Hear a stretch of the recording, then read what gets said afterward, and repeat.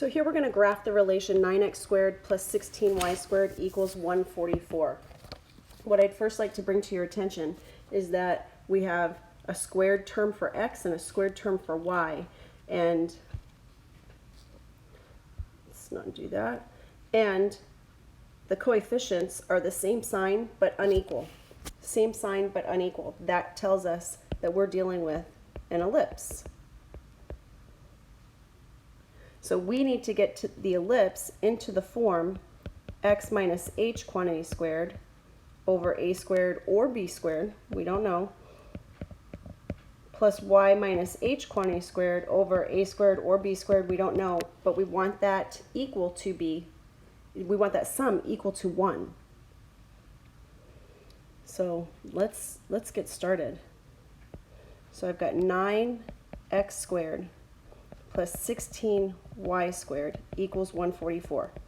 The only way that we can get 144 to equal 1 is either subtracting a number, which is going to confuse the left-hand side of the equation, or we can divide by 144.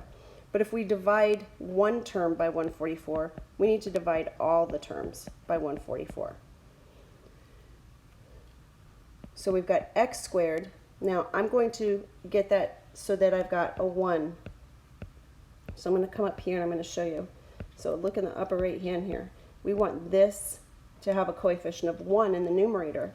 So I'm going to divide by 9. So we'll divide by 9. And then we're going to divide by 9. And 9 divided by 9 gives me that 1. And 144 divided by 9 gives me 16. Plus, and then the next term, we're going to divide by 16. Divide by 16. And that's going to give us 1y squared over 144 divided by 16 is 9. So we have x minus 0 quantity squared over 16 plus y minus 0 quantity squared over 9 equals 1. Now A is going to be our larger axis, so we've got an x radius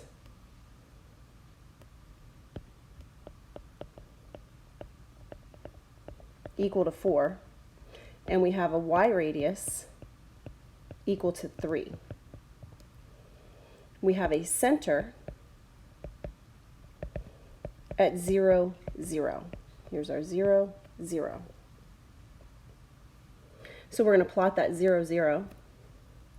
We have an x radius of 4. So from the center, I'm going to go out 1, 2, 3, 4 to the right, and 4 to the left. 1, 2, 3, 4 to the left. Our y radius is 3, so we'll go up 1, 2, 3 from the center, and down 1, 2, 3 from the center.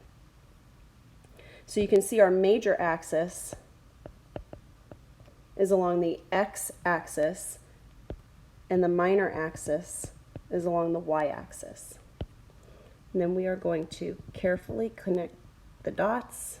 I'm going to try and do this just a little bit better. My hands were a little shaky there. Still a little shaky. It looks like an egg.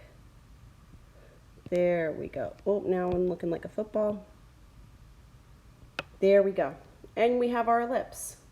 So we've got our major axis is equal to 4. Our minor axis is equal to 3.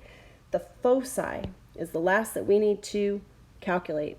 So the foci distance from the center is equal to the square root of a squared minus b squared. So we take our larger denominator, 16, minus the smaller denominator of 9. 16 minus 9 is 7. So we have the square root of 7. Now the square root of 7 is approximately 2.6.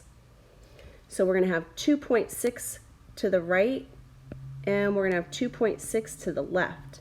When we go to the right, our foci will be 2.6, comma 0, and to the left, negative 2.6, comma 0. So that's the location of our foci.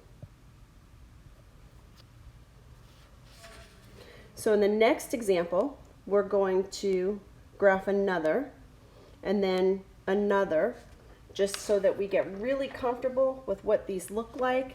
And then I'm telling you, by the time we get done with all this completing the square, you're going to feel hopefully very comfortable with this, and you'll feel good when we get to that try at the very end. You'll be on your own and feeling quite successful.